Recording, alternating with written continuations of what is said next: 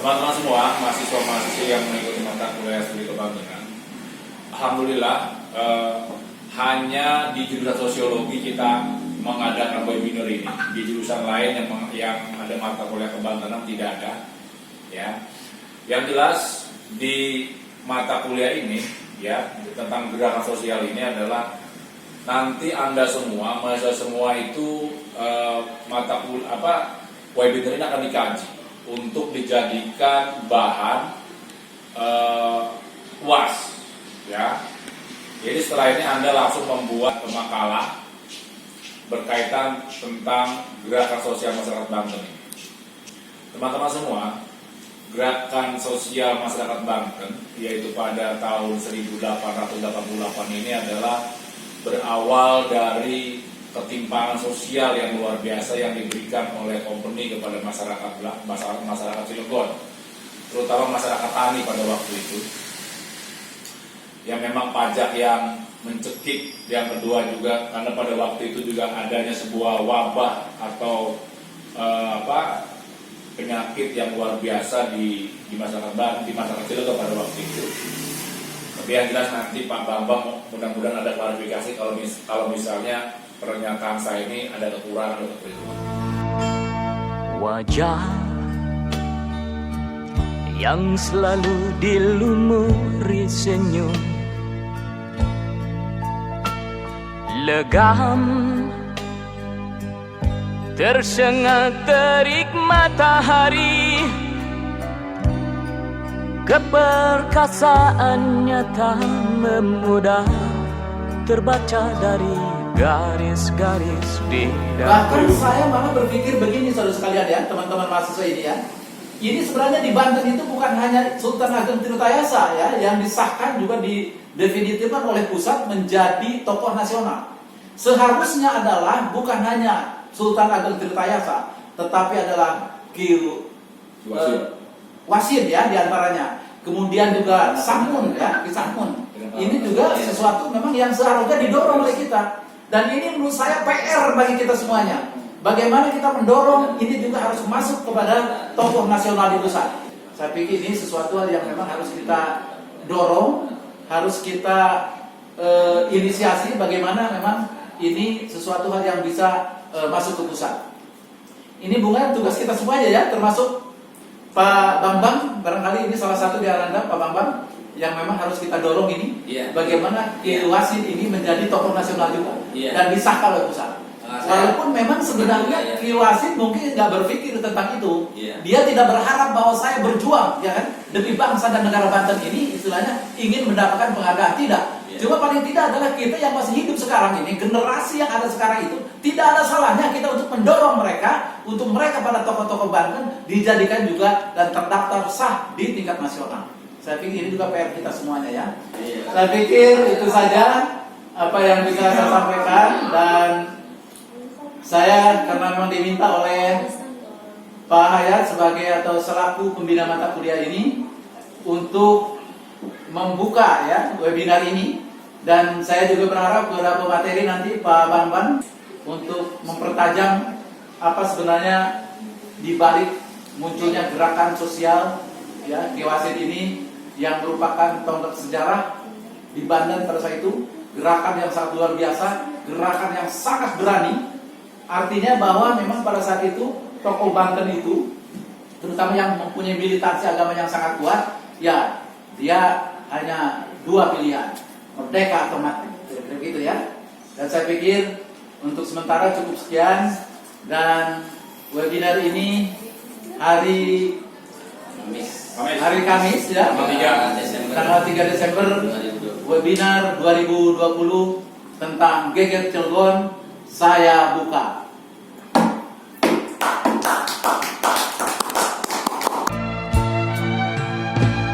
Waktu telah menggilas semuanya. Ia tinggal punya jiwa, pengorbanan yang tak sia-sia untuk negeri yang dicintai, dikasih kasihi. Kemudian murid-muridnya itu yang tadi saya sebutkan 5 serangkai itu, inilah sebetulnya penggagas utama peristiwa Geger Cilegon. Udah dicatat belum? Kalau belum dicatat saya ulang lagi nama-namanya. Nama-namanya biar jelas. Ini ya, dicatat ya. Ya. Iya. Sebutlah 5 serangkai, itu istilah saya. Ya. 5 serangkai penggagas peristiwa Geger Cilegon adalah murid-murid terkemuka dari Kiai Haji Abdul Karim, yaitu 1. Haji Muhammad Singadeli dari Kalora. Yang kedua, Haji Astawi dari Bendung, Lempuyang. Ya. Yang ketiga, Haji Abu Bakar dari Pontang. Yang keempat, Haji Tubagus Ismail dari Gulacir. Yang kelima, Haji Marjuki dari Tanara. Baru dengar ini kan? Makanya kalau saya cerita tentang sejarah kadang-kadang dengan anak-anak sekolah bingung. Kalau saya ikutin sejarah Pak Bambang bingung, saya Pak nggak sesuai dengan kurikulum yang diajarkan di sekolah. Tetapi kalau nggak diikutin benar juga. Belanda tidak pernah menjajah Indonesia.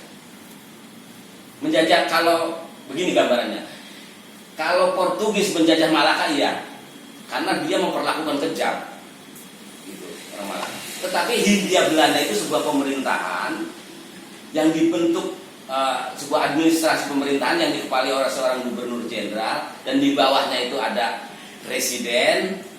Dan Banten ini, gitu, yang dulunya kesultanan, begitu Hindia Belanda berdiri menjadi karesidenan yang dikepali oleh seorang presiden yang membawahi 3 afdelingen.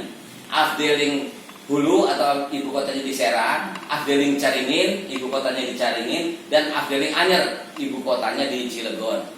Dan peristiwa Geger Cilegon ini kaitannya itu dengan taktik perang kiai tingkat tinggi, karena mereka beranggapan bahwa kalau untuk merebut kemerdekaan Banten, gitu kan dari tadi sudah saya sampaikan ya, Banten ini sementara sedang dipimpin oleh orang asing yang suatu saat akan direbut kembali, gitu kan. Kemudian direalisasikan oleh murid-muridnya yang 5 serangkai tadi, udah dicatat dan ya. Kenapa Haji Abdul Karim tidak merealisasikan, padahal dia yang menggembar-gemborkan untuk berjuang mengusir penjajah? Kenapa? Karena Haji Abdul Karim itu bersahabat dengan para pejabat Hindia Belanda. Tidak mungkin seorang sahabat mau di.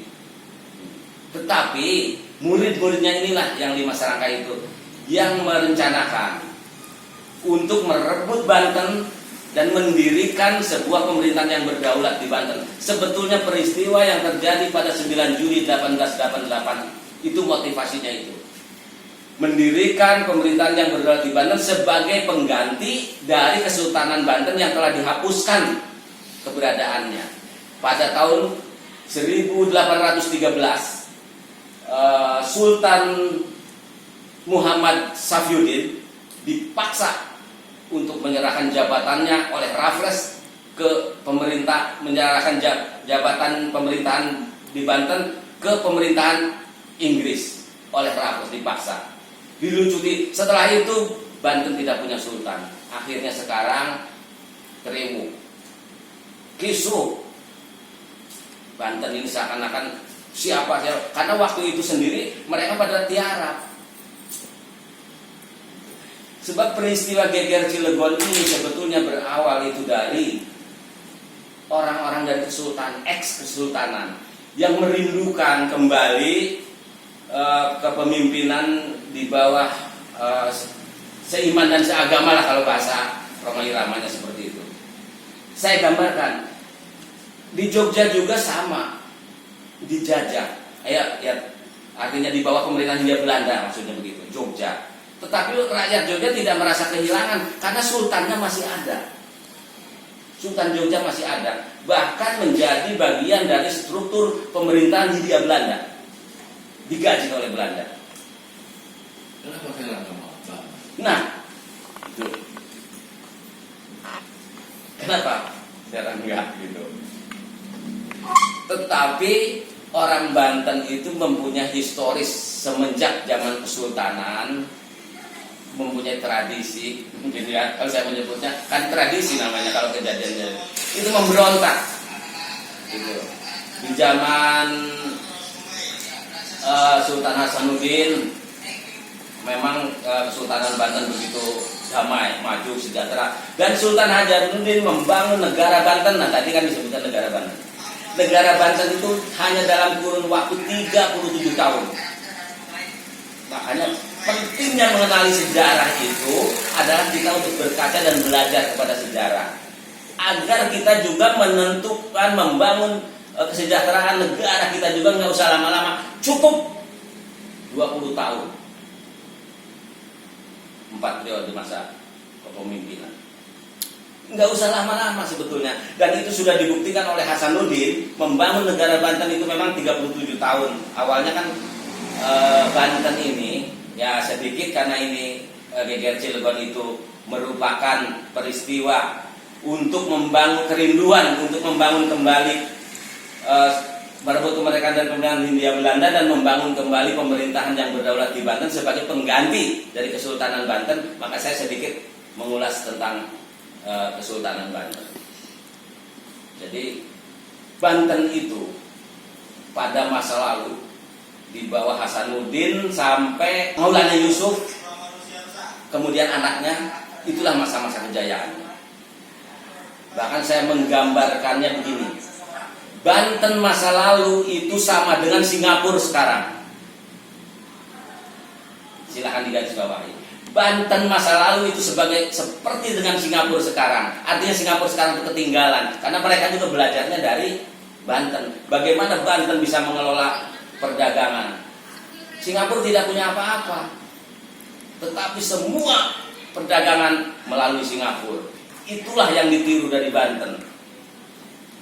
Pada masa itu justru yang berperan itu bukan hanya Sultan, karena Sultan Maulana Muhammad itu anaknya itu masih berusia 6 bulan. Tetapi pemerintahannya itu dijalankan oleh Mangkubumi. Itu orang yang sangat bijaksana, hebat, dan punya pengalaman luar biasa di dalam memimpin pemerintahan. Sehingga di tangan beliau Mangkubumi inilah Banten menjadi negara yang seperti Singapura sekarang.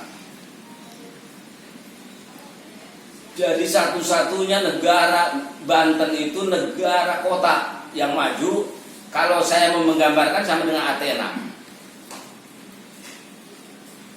Oleh karenanya begitu Danles datang pada tahun 1808, apa yang dia lakukan?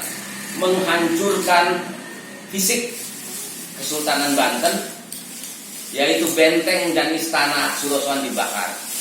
Kenapa? Untuk memperlemah dan memposisikan bahwa saya ini orang bule itu lebih tinggi derajatnya dari orang Banten. Padahal waktu itu orang Banten itu posisinya sama dengan orang Belanda, karena Banten itu sama dengan Nederland, Amsterdam, sama dengan Amsterdam waktu itu, karena sudah dihancurkan dan puing-puingnya saja dipakai untuk membangun kota Serang. Nah, ini kota Serang ini puing-puing dari Kesultanan, istana Surosoan, dan puing-puingnya saja sekarang ada yang dijadikan gedung apa dulu namanya gedung gubernur tuh dulu saya waktu main-main saya nggak tahu sekarang jadi gedung apa, gedung gubernuran, terus gedung kabupaten. Itu bahan-bahan bakunya bekas dari sana. Berarti hebatnya itu Banten itu peradaban yang tertinggi pada waktu itu sejajar dengan peradaban Eropa. Makanya kalau Banten sekarang seperti ini tidak seperti dulu, kita harus bertanya ada apa, mengapa. Dalam periode pemerintahan Mangkubumi tadi karena Sultan masih umur 6 bulan. Itu dulunya ketika kerajaan Pajajaran, dulu kan ini Banten ini bagian dari Pajajaran. Pajajaran itu negara kerajaan yang paling berkuasa lah waktu itu, telah direbut gitu. Emang kalau cerita situ jadi panjang lagi ya, Geger Cilegonnya kapan gitu. Tapi kan kita harus sekilas ya, biar ada yang tahu juga. Jadi Pelabuhan Sunda Kelapa itulah yang paling besar. Pelabuhan Banten itu nomor 2. Waktu zaman Pajajaran memposisikannya seperti itu. Tetapi begitu setelah Banten direbut oleh kesultanan, direbut dari Pajajaran, justru pelabuhan Banten ini terbesar. Barangkali di Asia Tenggara, atau saya sulit menggambarkannya karena zaman dulu tuh pelabuhan mana saja yang terbesar di wilayah sini juga nggak ada. Kalau sekarang sih banyak gitu ya. Ada Surabaya. Tapi pada waktu itu Banten merupakan pusat perdagangan, sehingga semua orang mencari rempah-rempah ke sini gitu. Kalau saya larikan lagi ke belakang lagi gitu ya, karena kita kan harus mengambil hikmah ya, karena nanti Geger Cilegon ini yang harus kita ambil hikmahnya. Kita harus bijaksana mengambil peristiwa sejarah itu. Pertama untuk belajar, bukan untuk gagah-gagahan pakai bambu runcing gitu ya. Kita gagah-gagahan, akhirnya di jalan-jalan kita sedikit-sedikit teriak Allahu Akbar, Allahu Akbar. Pada peristiwa Geger Cilegon itu tidak pernah terdengar teriakan Allahu Akbar. Padahal yang dihadapinya itu adalah orang kafir Belanda yang akan diserangnya itu, yang akan dibantainya, tetapi mereka tidak mengumbar-umbar itu karena itu hanya mereka lakukan untuk mengagungkan nama Tuhan. Lain dengan kita sekarang di tengah jalan, di mana-mana urusan politik, ayo teriak-teriak Allahu Akbar. Artinya kita itu harus belajar kepada peristiwa sejarah ini sehingga kita bisa berkaca diri dan menemukan jati diri. Intinya itu, menemukan jati diri. Begitu orang dahulu pada peristiwa Geger Cilegon itu mereka selama hampir 1 tahun merahasiakan gerakan itu, walaupun rapat-rapat terus secara maraton tadi yang sudah saya singgung, berjalan terus ya secara maraton. Pertama di Tanara, kemudian di Kaloran, kemudian di di Terate, kemudian di Bojonegara, di Beji, balik lagi ke Tanara. Terus bahkan pernah diadakan rapat di rumah Bupati Serang, di Serang. Jadi istilahnya pemerintahan Hindia Belanda lagi ajak pejabatnya. Itu selama 2 hari, tanggal 2 sampai tanggal 5 itu di situ mereka berkumpul. Oh iya, lupa saya. 5 serangkai tadi. 5 serangkai tadi ya. Udah dicatat ya. Bagaimana karena kita ini akan merebut Banten, kata yang 5 serangkai. Berarti bukan cuma kita aja yang harus bergerak. Seluruh kiai yang ada di Banten ini termasuk Cilegon harus dilibatkan. Oleh karena itu, maka dihubungilah Haji Wasid, Haji Madani, Haji Usman, Abdul Halim, Haji Hamim, dihubungi sama mereka. Yuk kita berjuang merebut kemerdekaan untuk Banten. Jadi Haji Wasid diajak oleh yang 5 serangkai ini. Tetapi, nah ada tetapinya. Ada 2 faktor mengapa yang muncul nama Haji Wasid. Lebih dikenal Haji Wasid. Nah ini belum pernah dikupas karena yang ngupas baru saya. Belum pernah dikupas. Kenapa muncul dan kenapa namanya Geger Cilegon? Padahal jelas-jelas Profesor Dr. Sartono menulis dalam bukunya Pemberontakan Petani Banten. Walaupun judul itu juga menurut saya judul cari aman. Kenapa? Kalau pemberontakan rakyat Banten dipimpin oleh kiai mungkin nggak lulus barangkali begitu. Barangkali ya. Ini namanya saya hanya menganalisa. Jadi mengambil cara amannya Pemberontakan Petani Banten, Profesor. Kenapa jadi Geger Cilegon? Ada 2 faktor. Pertama, pemerintah Hindia Belanda sendiri memang sengaja mengecilkan peristiwa besar ini menjadi peristiwa lokal orang Cilegon yang dipimpin oleh Haji Wasit seorang dalam bentuk perampokan para pejabat Hindia Belanda dan mengambil ini yang dibagi-bagikan kepada orang miskin. Kira-kira begitu. Oleh pihak Belanda itu diposisikannya seperti itu peristiwa Geger Cilegon itu. Diposisikannya. Tidak menceritakan kejadian sebenarnya, karena kejadian sebenarnya juga bingung. Kalau diceritakan sebenarnya, ini mempengaruhi kredibilitas pemerintahan Hindia Belanda yang saat itu juga bersaing dengan Inggris. Persaingan pemerintahan dunia internasional waktu itu sangat kuat. Belanda juga malu kalau sampai ketahuan ini sebetulnya ada satu gejolak gitu dari rakyat Belanda ingin merebut kemerdekaan. Pasti itu akan berpengaruh pada kredibilitas pemerintahan Hindia Belanda pada waktu itu. Jadi mungkin perlu diingat pada masa itu pemerintahan Hindia Belanda itu adalah pemerintahan yang sah berdiri di Nusantara. Yang kemudian direbut oleh Jepang karena apa? Belanda sendiri kalah perang oleh Jepang pada tahun 1942. Dan Jepang sendiri itu hanya 3 tahun itu pemerintahan militer bentuknya, tetapi tidak mengubah semua struktur pemerintahannya karena masih tetap kalau sekarang presiden atasannya, kalau itu kan gubernur jenderal, kemudian residen. Jadi residen itu jadi penguasa-penguasa di bawah gubernur jenderal sama dengan kabupaten. Tetapi bedanya bupati dengan residen ada beda. Kalau residen itu dia mempunyai kewenangan penuh di bidang fiskal, di bidang kehakiman, di bidang semua bidang dia dikuasai. Kalau kita kan enggak. Makanya pernah itu kemarin ribut-ribut masalah siapa gubernur Jawa Barat itu. Saya tidak punya kewenangan katanya kalau masalah keamanan gitu kan, nggak punya kewenangan begitu.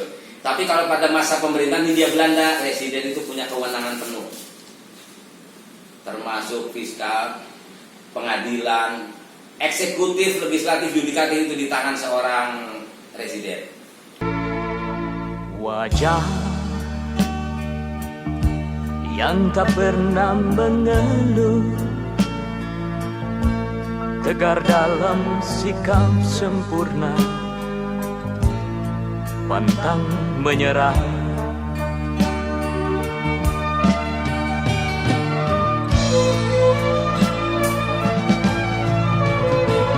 Tangan dan kaki rela kau serahkan,